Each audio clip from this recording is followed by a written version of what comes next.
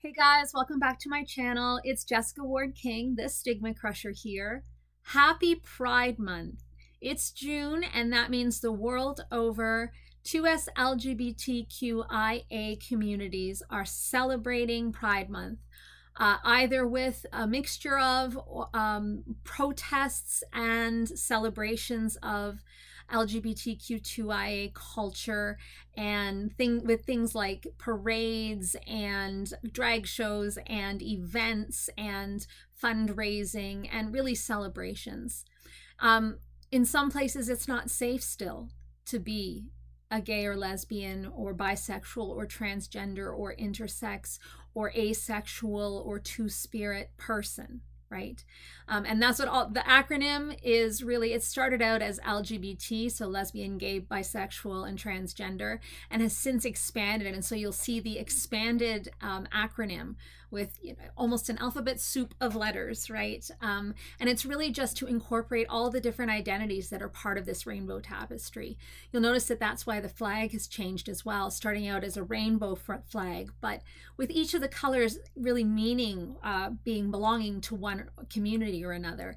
And that flag actually was missing parts. It was missing a lot of the expression, the gender expression, and gender identity pieces of the community.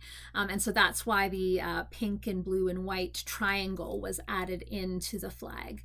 And here in Canada, there's even a version of the flag with an Indigenous symbol on it that represents the Two-Spirit community, which is specifically that element of indigeneity in the Canadian LGBTQ2IA community. And so I talked about the celebration that is here in Canada particularly is associated with Pride Month. The rainbow is everywhere. There are parades in June, particularly every weekend. One of the major cities in Canada will have a Pride parade where there will be marching, there will be street parties, there will be dancing, there will be lots of organizations handing out swag and trying to educate people on sexual health and homelessness, which really is a plague on the population, and other things, of course.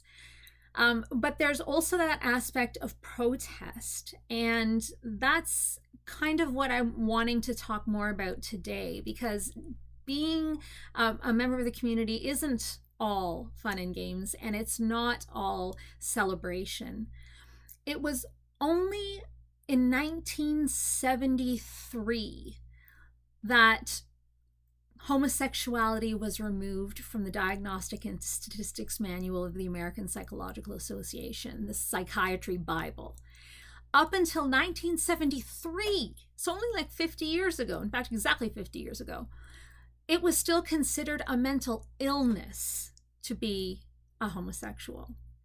And the only reason it got removed, it wasn't in there because of any particular scientific evidence, and it didn't get removed because of any particular scientific evidence either. So what happens, the way that the DSM is made is really by committee and by people looking at research and looking at sociocultural and biopsychosocial trends and making educated decisions about mental health and mental illness.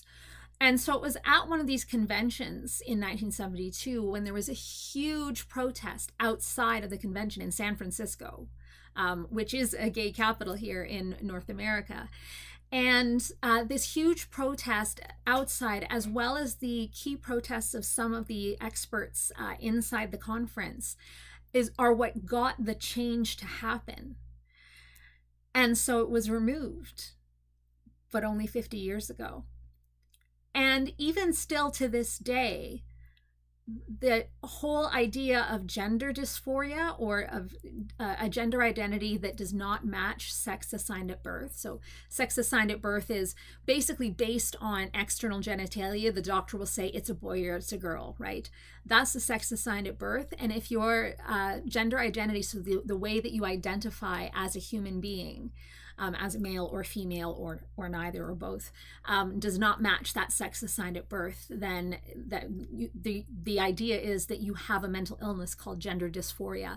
And that diagnosis needs to be made in order for gender affirming treatments like hormones or surgeries to happen. So basically any person who identifies as transgendered, has to first admit and get a psychiatrist to diagnose them as mentally ill in order to affirm who they actually know themselves to be. And so while it's complicated, yes, you don't want someone having gender affirming surgery unless they've kind of explored it with a professional and are certain. Having it needing to be a mental illness is quite problematic.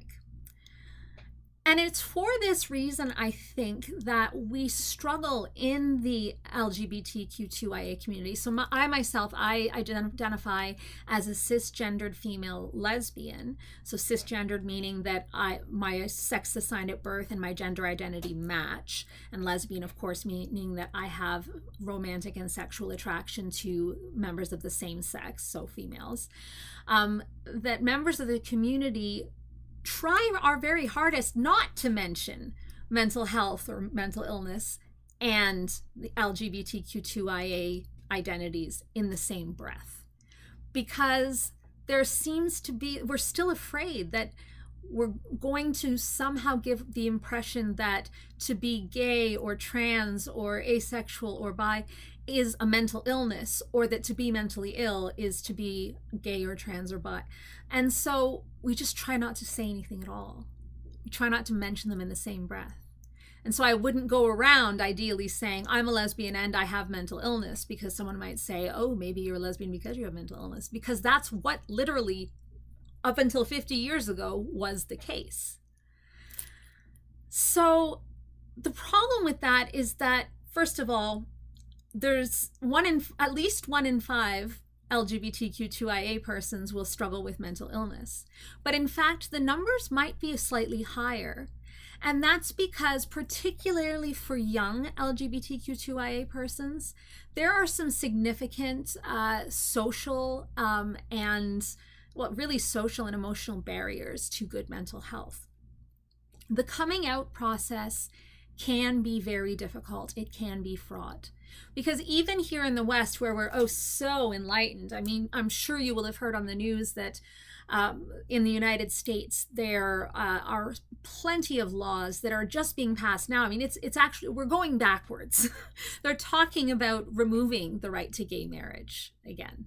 They're talking about, the don't say gay laws in Florida, for example, and in other states. It's not the only one, where they don't want young children in schools being taught about alternate sexual identities or orientations.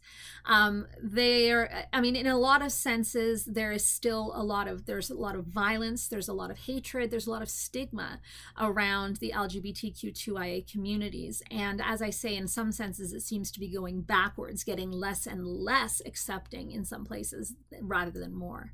And of course, there are many, many places in this world where it is a crime to be gay. Certainly, being trans is just not even a thing, and there's no opportunity for transition for that community. And people are, thought to be possessed by witchcraft, or that they're simply just criminals. There's a lot of violence, and sexual violence as well as physical violence towards persons that are thought to be or said to be LGBTQ2IA in a lot of places in this world. And so, there really are a lot of challenges that the community faces. Homelessness is, the young people that are part of the Rainbow family are the highest group of homeless people in North America. So the chances that they will be couch surfing or sleeping rough are extremely high. And that's because, as part of the coming out process, coming out to one's family, coming out to one's faith community, coming out to one's just wider ethnic community is sometimes very, very difficult, and can result in that person being having the community turn their back on them, having the family turn their back on them. Even for myself, this was a problem in, very enlightened North America and Western Europe. So at the time that I was coming out, I was a bit of a late bloomer. So I was around 21, 22 when I discovered that I was a lesbian. Before then, I just thought I wasn't interested in men, that I was going to be married to my work, put all of my passion into my work, and because I was not interested in men. And you have to understand, I was very, very Catholic at that point. And so it simply wasn't an option. It wasn't a thought that I could possibly be a lesbian, because I was Catholic. And since I wasn't interested in men, I just must be not interested in anything. And then I discovered my sexual attraction for women. Now, at that point, I was in London, England, doing my PhD, and I was actually living in the Catholic chaplaincy. So the priest lived upstairs, I lived downstairs, and I was taking students on pilgrimage, taking them to World Youth Day, which was, across in different countries. I was running the Catholic chaplaincy itself, cooking for everyone when they came over for Mass. I was running Bible studies. I was doing all the things. I literally lived there for free. So I was basically being paid to live there. I was an employee of the Catholic chaplaincy when I discovered that I was a lesbian. And so as a result of me just making the decision that I couldn't live with it hidden, I did come out publicly, and I lost my housing. I had to very, very rapidly find another place to live. I lost basically my job, my income. And I was also worried. So I was across the ocean. None of my family could see me or see what I was doing, but I was worried that when I came out to them, that my very Catholic family, that they might also disown me. And without their support, I'd be lost. Now, I should have known better, because my mother and father just looked at me and said, "Finally, you've told us. We thought you've been lesbian this whole time." And I was like, "You couldn't have told me sooner. It would have saved me a lot of grief." But in any case, I'm one of the lucky ones. There are a lot of young people who do come out to their families and find that their families don't accept them. And so with this amount of socio-economic, emotional upheaval, is it any wonder that LGBTQ2IA people are even more likely to struggle with their mental health, and in fact, even with mental illnesses like depression and anxiety? And yet, because there isn't this narrative, because we don't want to talk about mental health in the same breath as gender identity and sexual orientation, young people that are vulnerable are not getting the help that they need. In fact, even older people that are vulnerable are not getting the help that they need, because your gender identity and your sexual orientation are a part of you, a very integral part of you. If you're going to risk coming out in the first place, it's a huge risk to you. That's something that's very important to you. And that's going to obviously interact with and affect your mental health, and your mental health is going to interact with and affect that. So I think it's a big mistake not to say them in the same breath. I understand why we do it. I understand that it cuts too close to the bone quite often, but I think it's really doing the entire community a giant disservice. What do you think? What do you think on this topic? Should we be talking more about mental health, mental illness, and the LGBTQ2IA community? Is it dangerous to do so? Does it somehow imply that being gay and lesbian and transgender makes you more mentally ill? Is that a bad thing? Let me know in the comments down below. That's all I wanted to reflect on for this week, though.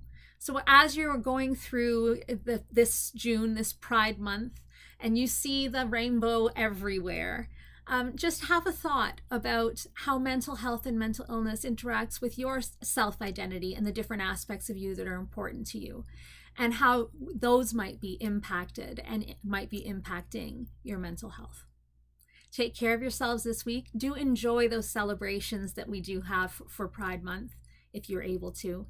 And I will see you in my next one. Take care. Bye. StigmaCrusher.